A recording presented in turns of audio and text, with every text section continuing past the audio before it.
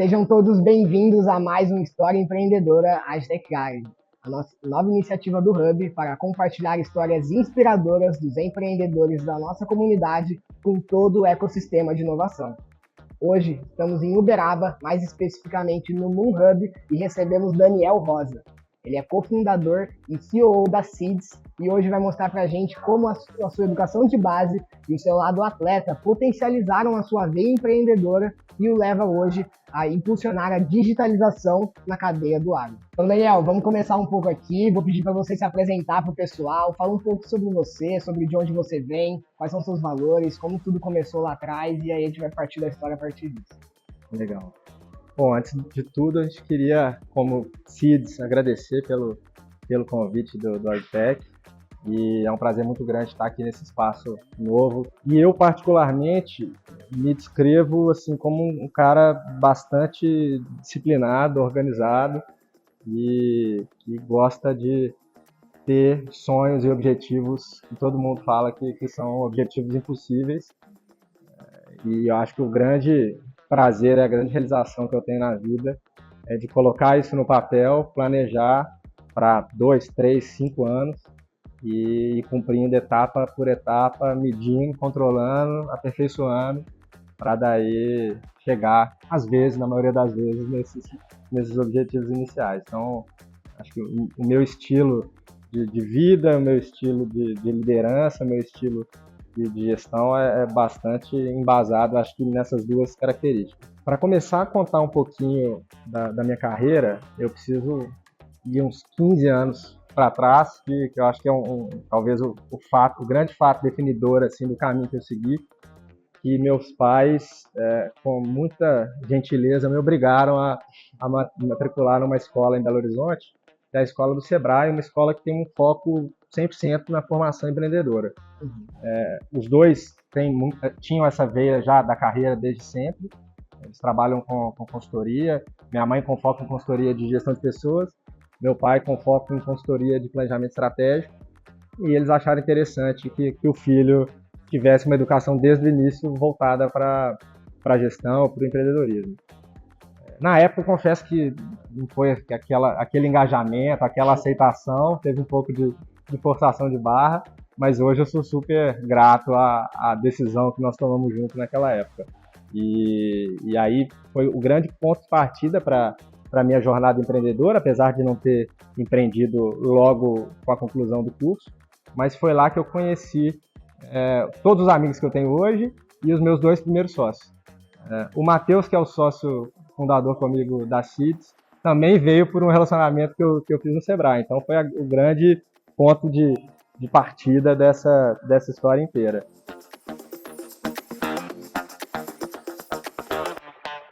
Bom, então em 2007 eu começo como trainee e já no 3º dia eles me alocam num projeto de auditoria interna num banco, que era um mercado que eu não tinha o menor conhecimento, que é muito regulado, então exigia uma força-tarefa pessoal de aprendizado, de regulação, de lei do Banco Central, de um monte de regulamento. Então já foi um choque muito, muito pesado. E isso foi a realidade da minha vida durante 5 anos. Pular de empresa em empresa, pular de setor em setor e tendo que se adaptar muito rápido para entender a cultura da empresa, para atuar como consultor ali dentro e entender o mercado, entender regulação, entender que tipo de... Era uma área de gestão de risco, né? Então entender que tipo de risco aquele negócio estava submetido. E eu gosto de falar que a minha verdadeira graduação na vida foram esses anos. E aí, já no final, quando eu já senti que a curva de aprendizado não estava ali tão acentuada, estava voltando a brilhar aquela ideia que eu tinha lá com 16, 17 anos de empreender, de ter meu próprio negócio. 2 amigos, que inclusive amizades que eu fiz na escola do Sebrae, estavam trabalhando com construção civil, com incorporação, no mercado imobiliário, e começaram a pesquisar sobre o início de uma construtora. Os 2 tinham uma veia muito comercial, muito de criação de negócio, e eles precisavam de alguém que tivesse um pouco mais de paciência ou de jeito com as questões burocráticas, de planejamento financeiro, jurídico, impostos, E aí me chamaram um dia na casa de um deles para a gente começar a desenhar esse negócio. A minha participação na Gran Corp durou por volta de 6 anos. Eu acho que o ponto principal que eu aprendi na minha primeira experiência como empreendedor foi da construção da sociedade. Eu não acredito que seja são, que seja saudável empreender sozinho, que é uma sobrecarga muito grande, e principalmente porque eu não acho que ninguém sozinho tem todas as competências e as características necessárias para um negócio ser bem sucedido. No nosso caso, na Gran Corp, era uma situação muito parecida, e na CIDS é a mesma coisa. Eu sou um cara de planejamento, de gestão, que penso ali no execução do hoje, e o Matheus é um cara super comercial, super de marketing e com uma visão estratégica que pensa no nosso negócio para daqui 15 anos, para daqui 10 anos. Eu sozinho ia ter uma operação super redondinha, provavelmente a gente não ia durar 2 anos. O Matheus sozinho ia ter um monte de plano que não ia ter ninguém para executar. Então tem essa complementariedade, eu acho que é o principal ponto de uma jornada empreendedora, de uma construção de um negócio. No nosso caso específico da CIDS, ainda tem um fator de conhecimento prévio e de histórico familiar, que, como eu disse, eu não tinha nenhum vínculo com o agro, eu não tinha conhecimento nenhum, mas o Matheus, por outro lado, veio de Nanuque, que é uma região com uma produção de cana muito relevante, do sul da Bahia, ali, do noroeste de Minas, e está na 3ª geração de produtores de cana. Então, o avô foi produtor de cana, o pai é produtor de cana e usineiro, e ele tem lá também seu pedacinho de terra com cana plantada. Então, isso impulsionou também a minha curva de aprendizado e a curva de aprendizado da CIDS como um todo.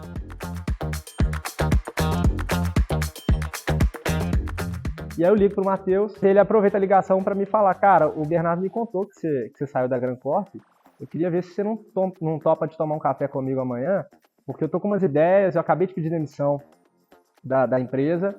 vou largar a carreira de executivo e quero empreender. Acho que seria interessante a gente bater esse papo, você já passou por essa jornada inteira, para me explicar ali quais são os primeiros passos que eu preciso tomar, o que eu preciso fazer da parte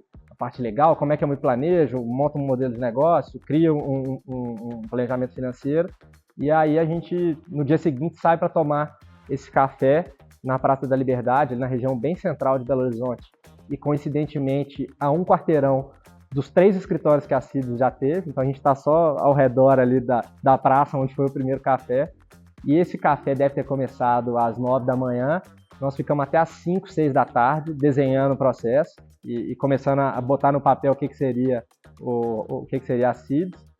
Obviamente terminamos a reunião com a certeza de que estava todo mundo rico, que não tinha como dar errado.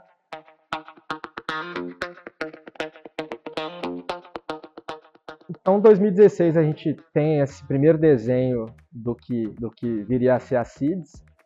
e foi um desafio tremendo de empreender num setor completamente desconhecido para mim até então. E aí a gente foi de muita pesquisa, internet no máximo, e de ter a cara de pau de mandar e-mail e ligar e visitar cooperativa no Paraná inteiro. Eu lembro que eu fiz uma viagem que eu comprei um voo para Curitiba de ida, um voo de volta de Foz para Belo Horizonte, aluguei um carro e parei em todas as cooperativas relevantes, cortando o Paraná horizontalmente. E foi muito interessante, tanto essa viagem ao Paraná, quanto todas as outras ligações, e-mails e tentativas de visita, porque com uma descrição muito breve do que a gente queria fazer, e com o nome de empresa e os nossos próprios nomes sendo completamente desconhecidos, a gente conseguiu ser recebido e ter a atenção de gente muito legal do agro, com grandes histórias em cooperativas ou indústrias, em distribuidoras, concessionárias de máquinas muito relevantes no setor,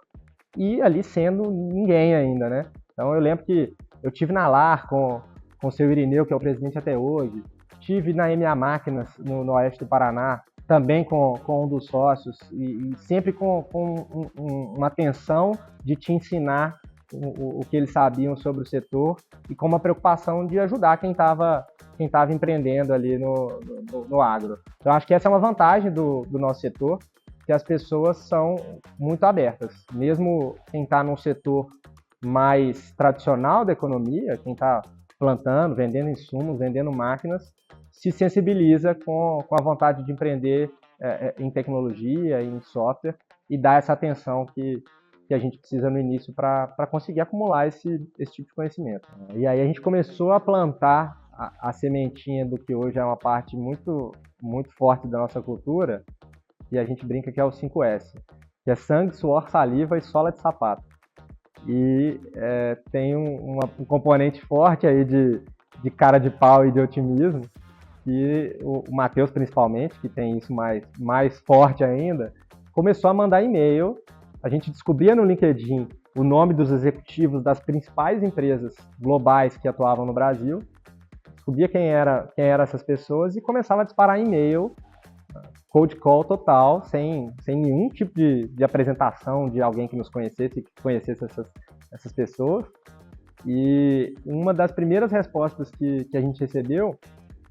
foi do Paulo Herman, que era o CEO da líder global de maquinário. E o e-mail foi interessante porque o Matheus mandou paulo.herman, paulo, herman, todas as possibilidades que poderiam existir de uma construção de endereço de e-mail, ele mandou. E aí a explicação era: olá, estamos construindo uma empresa assim assada, a gente pensa que o momento do setor é esse, a gente pode resolver tal dor. E aí o Paulo responde, fala: cara, vem aqui em Indaiatuba, porque eu acho que faz sentido isso que você está falando. E aí a gente teve essa primeira conversa, ele já nos alertou que achava que não era algo para aquele momento, achava que faltava ainda, e nas palavras dele, uns 5 anos para o agro estar pronto para isso, mas que ele topava nos acompanhar e no momento que a gente tivesse maduro o suficiente para ser um fornecedor da empresa que ele era CEO e que ele achasse que fosse o momento, que a gente poderia começar a fazer um piloto. E aí tivemos algumas outras conversas parecidas com essa, né, de executivos que milagrosamente respondiam e mais milagrosamente ainda achavam que a loucura que a gente estava desenhando fazia sentido. E aí nesse momento a gente volta para Belo Horizonte e fala: cara, dá para encarar, vamos começar a contratar dev e ter um primeiro MVP do que vai vir a ser esse programa de fidelidade.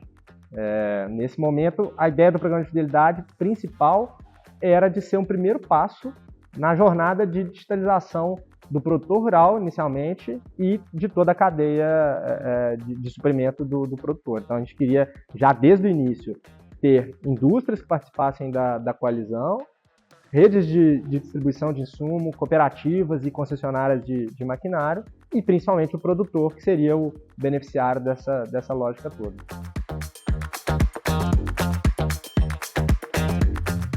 Quando a gente voltou para Belo Horizonte com essa decisão de começar a desenvolver uma primeira versão do produto,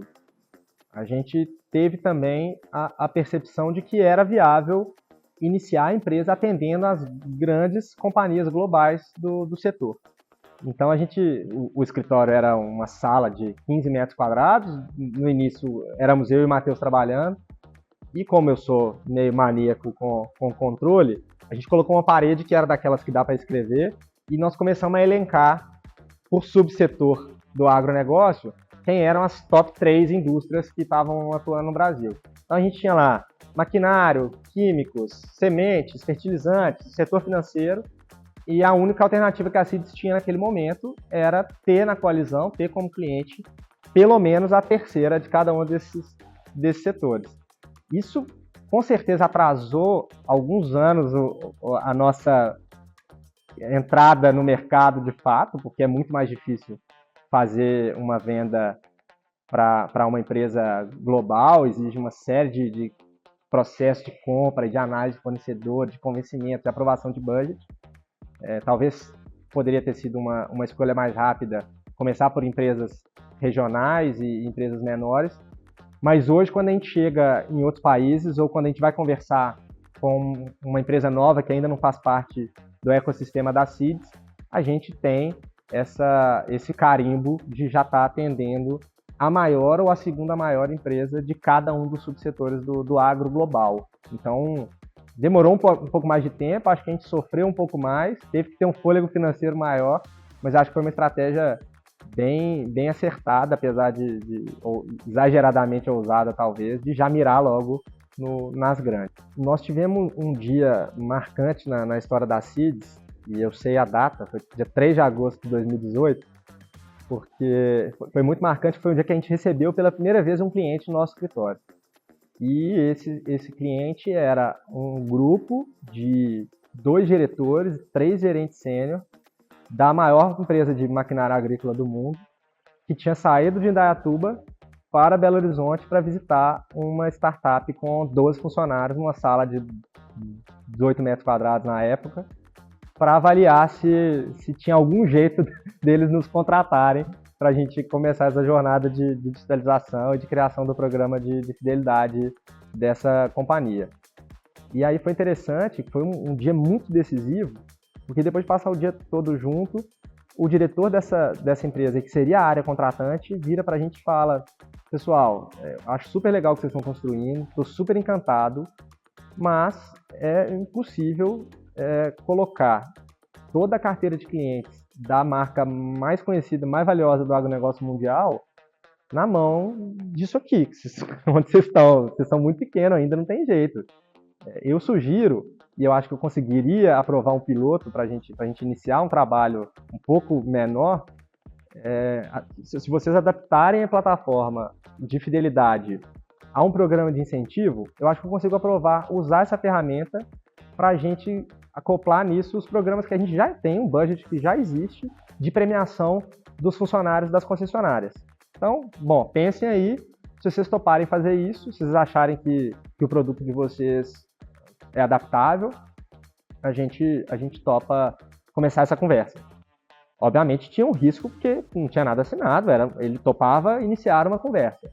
Dia seguinte, 4 de agosto, a gente muda totalmente, bota todos os desenvolvedores que a gente tinha na época para criar uma plataforma quase do zero, que era muito parecido, mas era mais fácil fazer um negócio novo do que ficar mudando ali parte do código. E aí a gente cria um negócio do zero para ser uma plataforma de incentivo a times de venda. Depois disso, a gente tem mais uma conversa com esses executivos e eles ainda falam que, cara, ok, super legal que vocês conseguiram atender a gente em 45 dias, mas falta case. Vai ser muito difícil aprovar isso no global com uma empresa que nunca fez, não tem cliente, nunca fez o que vocês estão se propusendo a fazer para uma das empresas mais relevantes do mundo. E aí o Matheus, que é sempre muito mais visionário que eu, tem uma ideia de usar um amigo nosso que já tinha demonstrado interesse em participar de alguma forma do que a gente estava construindo, que era um empresário do setor de transporte, convidá-lo para a gente criar uma empresa nova. E aí a gente vira para esses executivos e fala: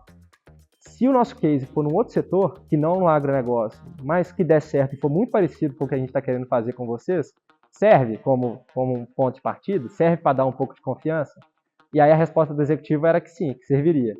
E aí a gente muda mais uma vez totalmente o foco ali dos próximos 90 dias, cria uma nova empresa do zero, começa a fazer um programa de fidelidade num modelo de negócio parecido, mas para o setor de transporte público, usando as cidades que esse amigo nosso, que agora na época virou nosso sócio, inclusive na CIDS, era o principal operador do transporte. E voltamos para o executivo e falamos: agora a gente tem 7 mil usuários usando a plataforma, estamos em 8 cidades diferentes, já distribuímos não sei quantos milhões de reais em pontos, e aí começa tem a primeira aprovação deles para começar a discutir esse piloto. Então exigiu um certo grau de criatividade e de mudança de planos ali para conseguir convencer uma empresa tão grande a embarcar.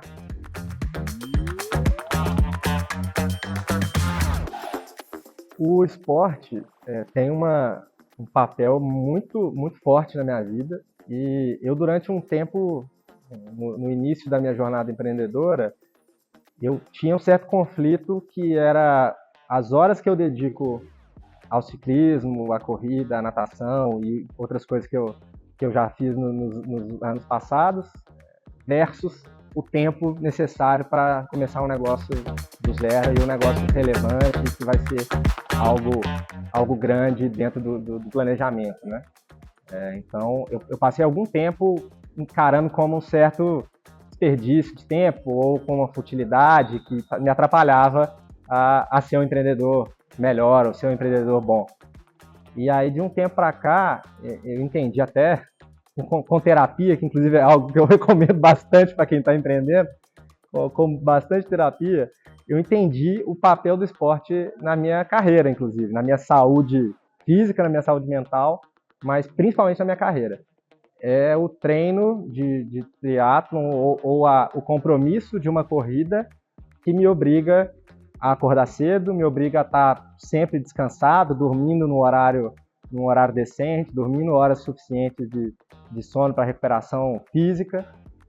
que me obriga a beber muito pouco, me obriga a comer bem, e acaba que esse bem-estar que o esporte gera, ele é totalmente aproveitado também nas minhas horas de trabalho, né? E